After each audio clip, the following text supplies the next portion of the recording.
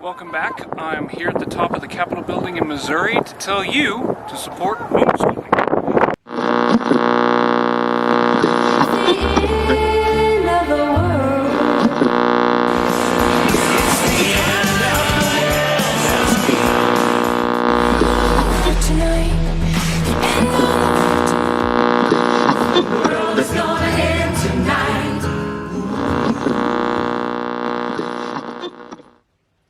Welcome back. This is episode 8, and if this feels like deja vu, you may have already seen it. I did record episode 8, and I did put it out there, and some people did watch it. However, there was so much stuff going on in the background, I decided to go ahead and scrap it and re-record the whole thing. So, if you don't want to see a bunch of the same, just go ahead and tune out now. It's going to be different. It's different every time. I have been in a few productions, and when you do a play, and say you do 8 shows, 10 shows, whatever, each one's different. Each one's going to be different. Some are better than the others. That might have been better. However, the background sounded more like when the dude got dragged into the raptor cage in Jurassic Park. My kids were having a little fun. Yeah, I was hoping it was fun.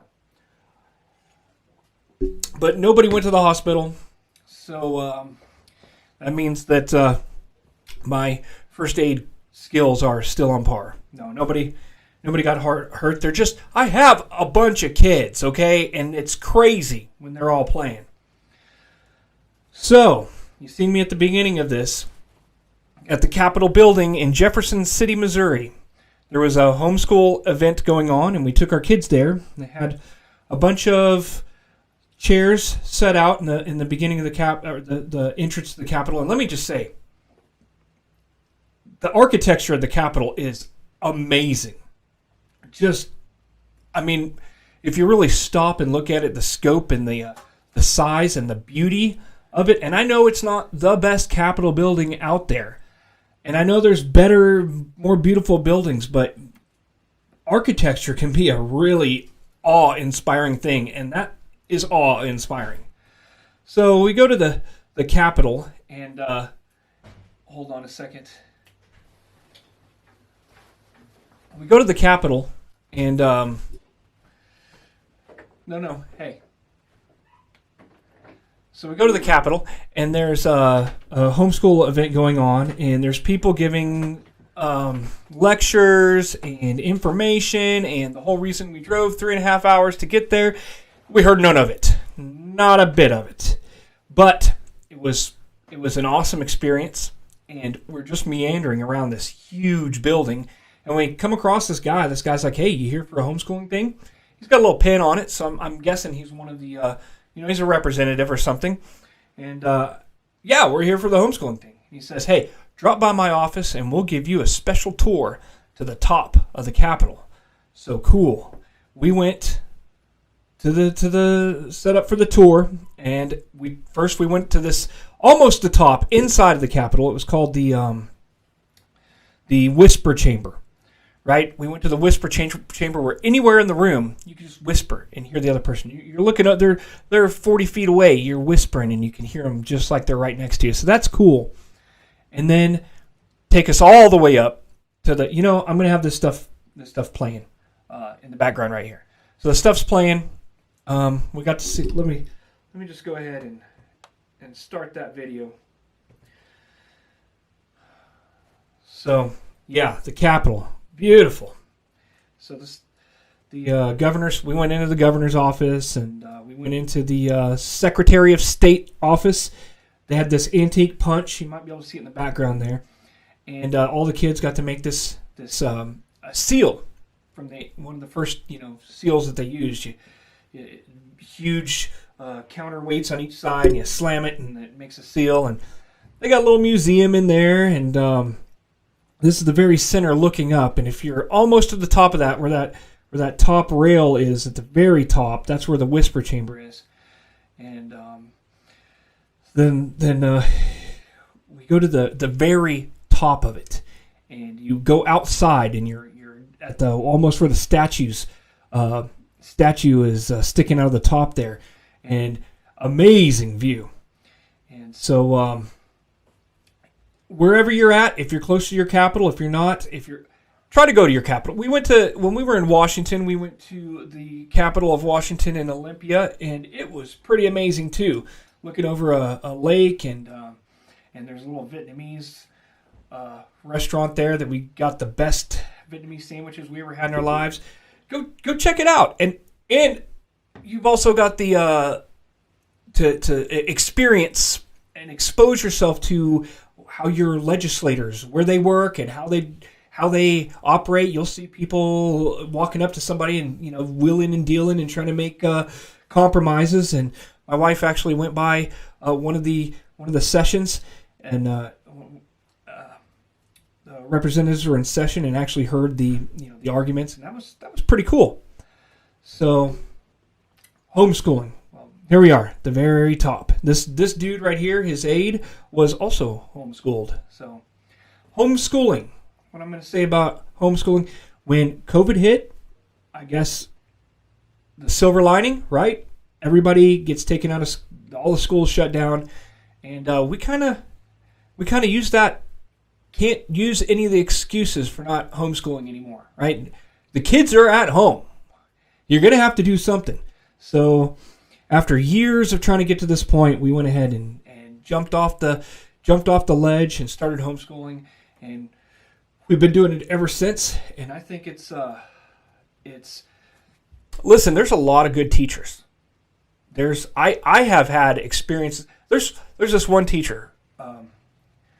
I'm not gonna say her name. She's definitely dead. She was like 100 years old when I was in high school, and God rest her soul. So she was an English teacher, and she came up to me my freshman year of high school and said, "I'm going to see you years down the road, and you're going to be completely different.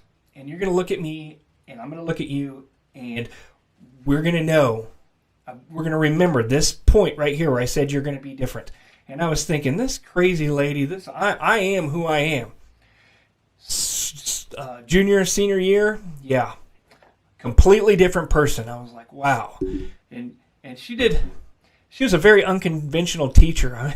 I remember this. I don't even know what this thing is, but she had this little machine that you put your feet in, and it was supposed to make oxygen. I don't know, release oxygen into your legs, and you sit in it, and it makes you swim like a fish, and then you stand up, and you're supposed to. And she used to let us take turns in class. We're doing our work, and one person sits down for like 5 minutes in the machine, and the next person, and she also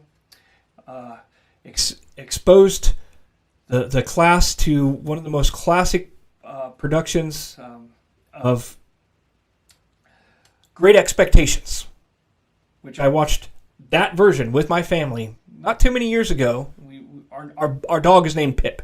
Pip or Chap. So, coffee again today, if you've already heard that in the last one, because we had Chinese food today, and that MSG is dragging me down. So there is a possibility that I will slide into a food coma at some point. So homeschooling. I got a clip here I want to show you, and it's this guy's named Prince EA, I believe, is what he goes by. That's his YouTube channel. And he's got some amazing things about school, amazing things about not wasting your life. I don't agree with it. I looked at his YouTube channel, and there's stuff that I am in complete opposition to. But this show is supposed to be about opinions, and I want to be able to show. I'm coming from a very Judeo-Christian, very scriptural-based perspective. Yet, I would like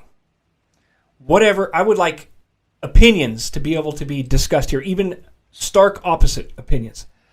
And one thing I learned from old Jordan Burnt Peterson is treat everybody when you're listening to somebody, treat everybody like they know something you don't.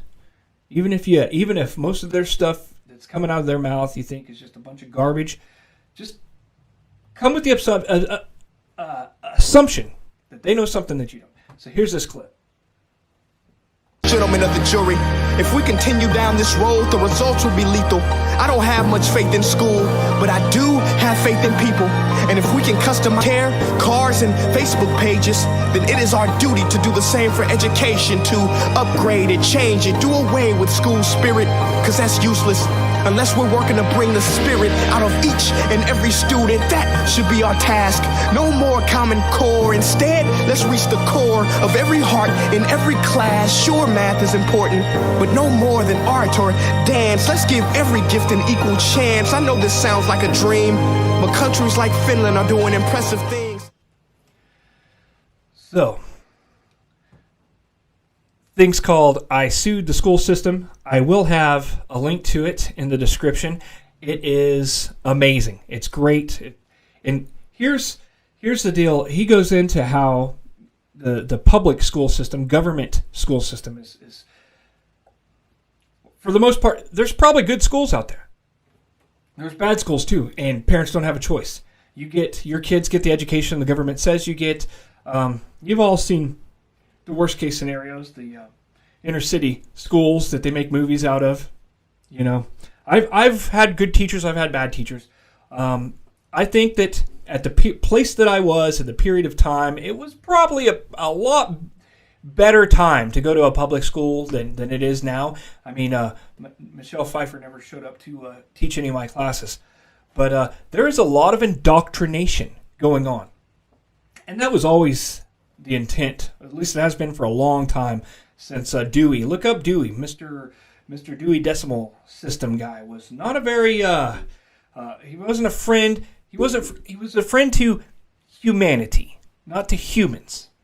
You know, he was. I'm not sure if he was a eugenicist, but he's along those same lines. Definitely along the communist type indoctrination, and now you have a lot of sexual indoctrination in schools. You got you hear all the the canary in the coal mines, California, and you hear about how they have first graders or maybe even younger than that going to sexual education, and then you also have a lot of the transgender movement starts in public schools. So this book that I've already talked about, Irreversible Damage, written by a very liberal woman, but goes into how the transsexual movement, at one point, this gender dysphoria was mostly in males, and it was mostly in people who had believed from the time that they can remember that they were, trapped in the wrong body, that they were a woman in a man's body, or vice versa. And now you have people who didn't have that, right? Who have had no signs of being predisposed to predominantly male tendencies. They like dresses. They play with dresses. They like playing all the, there is a lot of biological predispositions to certain things and certain types of behavior. And then all of a sudden in high school, when they find a lot of acceptance, acceptance out the, like you can't believe, but you also have to play the game. The most tolerant people are the most intolerant people. We tolerate everybody unless you think this way. And so they get a lot of attention, they get a lot of acceptance, and then they're coached into doing this as young, even pre-active young adults, changing their entire body chemistry or physically removing things from their body irreversibly, and they are coached to say these things like, I always felt this way, when they never did. And then there's a lot of this lady goes into a lot of research. You take them out of that environment, and that kind of the drive kind of goes away, and they regress, I guess, back into their more natural tendencies. So a lot of times you're sending your kids into the lion's den these days, and homeschooling has exploded since COVID. And here's the thing: so you show up to these homeschooling things, and there's a stigma on homeschoolers, that they're weird and strange. And there's a lot of, I mean, these kids are perfectly normal. They're a lot of times overachievers, right? I remember one of my cousins said that he was on this math team, and he's like, yeah, we're better than all the other schools, but not the homeschoolers, of course. So you look around when you go to these groups, and you're like, where's the weird ones? And you know what that means? If you can't find the weird ones, you know what it means? You know what it means? It means you're the weird one. Yeah. So, schools, yes. Homeschool, very, very big fan of it. So, in this episode here, I'd like to go over some YouTube channels that I'm endorsing, that I really like, that I learn a lot from, that I watch on a regular basis, and that I recommend. So, I'm going to start with my man Jason A. Jason A., I've been watching him for, I don't know how many years, 8 years, maybe 2014, I think is when I started watching him. And what I like, what he does is he takes stuff that has to do with prophecy, has to do with biblical events, and he takes the actual news clips of these things, and he just plays and lets them do the talking. The clip I'm showing you is not like that. He's only got a few like this. I don't know if this is Jason A., but every once in a while he has this guy doing a lecture that I'm guessing is Jason A. So I'm going to play a little bit of Jason A. for you. You want to be in the know, what's going on prophetically, you watch Jason A. Has something coming. He used to have something come out about every few months, and then every month, and then every couple weeks, and now it's like every week he has something out. And I think it's because things are progressing. Things are getting crazier and crazier. You want to talk about crazy?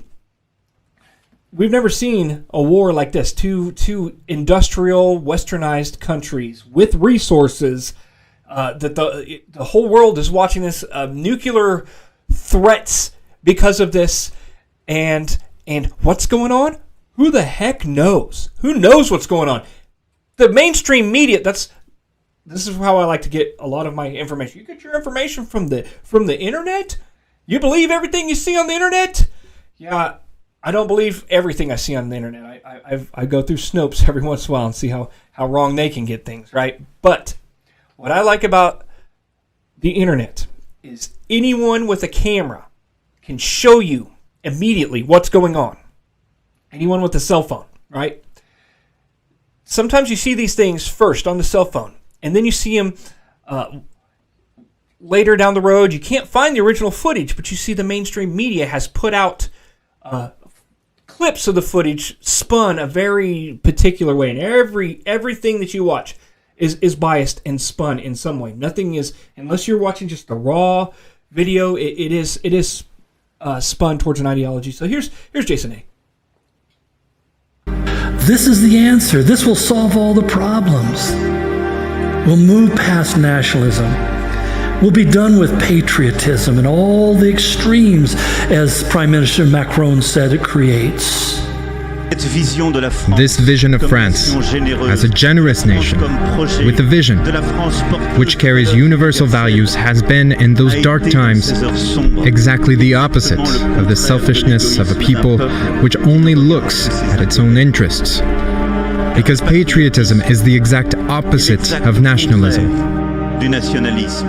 Nationalism is its betrayal. By pursuing our own interests first, with no regard to others. Actually, nationalism is what defeated tribalism and brought an end to conflict, but nonetheless, it's a whole different discussion.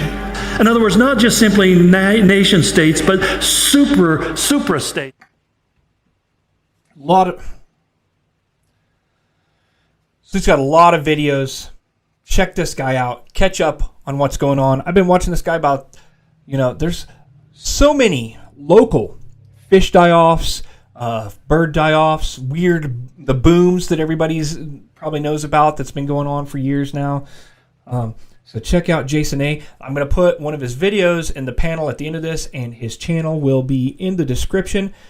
So the next thing that I'm going to talk about is this guy, I didn't like him when I first saw him when I was first coming back into the fold, and I was into a lot of the more New Age Christian movement type stuff that I do not endorse nowadays. Pardon me. So this is Trey Smith, not Will Smith's son that wears dresses, but This guy, he does a lot of science stuff. He does a lot of prophetic stuff, a lot of going back into the original Hebrew letters and what they mean. And this guy, he looks like a beach bum from California. The way he kind of talks, the way his mannerisms, and you'll see what I mean. And he'll touch the screen a lot. And my wife always likes to joke that he probably goes through a lot of computer screens doing his videos. It was the purpose of every breath you breathe, from the very first to the very last. There's no second guessing. There is no next chance. You either knew, paused to look around at the world, opened your eyes, or you wore the blindfold and stepped right on off of the cliff. No matter which, at that point, it is finished. Death consummates the choice. Our world religions have all too often been used as the mechanisms of calculated control over the masses. Conversely, our sciences focus on the raw data, the mechanics. With the first tablet, one of the 7 little tablets of the Enuma Elish, when in the height of heavens was not named, and the earth beneath did not yet bear a name, and the primeval Abzu, that means the abyss. Abzu means abyss. What they're stating is order arose from chaos. Let me continue. The abyss begat them, the heavens and the earth. Abyss begat heavens and the earth. And chaos, Tiamat. Tiamat is the serpent. A lot of videos on there too. Check out Entities, talks about the spiritual world, the dark things that are going on that we can't, that we don't see. Some people do see them when they're engaging in sorcery or pharmakeia, drug use, and he's got that first one that was playing is called The Choice. It's done when he didn't have a lot of infrastructure that he has now, and it is just beautiful. If you don't watch anything else, the quality isn't as good. The message is outstanding. The Choice. I'm going to put that in a panel at the end of this. The channel will be in the description. And so we went over current news, prophetic news, science and prophecy and stuff like that. And the third thing that I'm going to highlight is this guy is a little bit crass, and he is a political commentator. His name's Mark Dice. He does a lot of funny stuff. He's most well known for doing voiceovers of Brian Stelter. So here's a little clip of Mark Dice. He's the subject of widespread mockery, this time because he almost broke down into tears on air, complaining that more people trust Joe Rogan than CNN. I want to show all kinds of opinions. Which sounds great, but not all opinions are created equal. You think about major newsrooms like CNN that have health departments and desks and operations that... Is this why you now decide no one will get the best of you? Okay, that's enough of that. Any more and we're gonna die from cringe, but it goes on and on. Imagine recording that and then as you're uploading it to Twitter, thinking that you're actually helping. I mean, what's next? Is rapper Cardi B gonna chime in with her 2 cents? Oh wait, what's this? I'm really not on NATO side. I'm really not in Russian side. I'm actually in the citizen side, because at the end of the day, the world is having a crisis right now. There's inflation not only in America, but everywhere in the world. It's really hard to get the economy back up. There is so much shipments and embarkments backed up. So I'm just really annoyed by this. And I really wish that all world leaders right now just really come with a logical conclusion, but whatever. Thank you for that wisdom. Yeah, whatever. So he does something about every weekday, usually going over the most current events on the political scene. And he has a lot of fun with celebrities, too.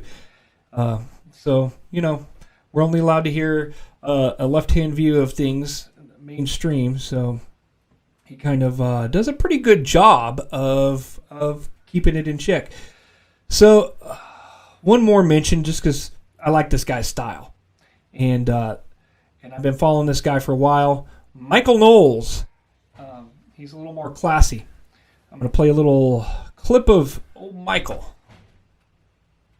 They are developing a microchip that can go under a person's skin to detect diseases. The headline that I'm going to read tomorrow is going to be breaking news. Pentagon confirms that they are, in fact, turning the frickin' frogs gay. That I wouldn't be surprised. And by the way, the EPA and Yale University were engaging in research on whether or not chemicals in the water in Connecticut were turning the frickin' frogs trans. Not gay, actually. They were turning them trans.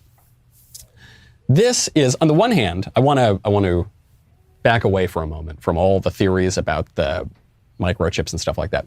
On the one hand, this is incredibly technologically impressive. Okay, I'm gonna put the political question aside for a second. I'm just focusing on the science or the technology or whatever. It is very impressive that scientists could develop a microchip that can detect if you are coming down with a virus and, beep or boop or something or light up and tell you that you've got to go get some medical care. That's genuinely very impressive. I don't want it. Don't want it. Not interested. I don't care. So that was Michael Knowles. I've got a few, I'm running out of time here, so I'm going to go ahead and say that I do watch a few other things. I like the Hodge twins. I don't know if you know about these guys, but I've got tickets. Me and the wife are going to go see the Hodge twins, and I have a feeling it's going to be a good show. They got a good show for us. And also, Larry Elder, he does stuff with PragerU, which is, check out PragerU. Yeah, there you go. PragerU's got a lot of very useful information from a lot of different places that you wouldn't expect for something that's considered to be mostly conservative. So, that's about all I'm going to do for today. Thanks. Hey, if you like these videos, keep on watching them. Subscribe, like. If you want to see something different, go ahead and put it in the comment box below. Let's see, what was I? Oh, yes, if you did watch the first version of this, hey, thanks for sitting through it again. If you didn't, the other one was way better. So try to watch these before I take them off and read them.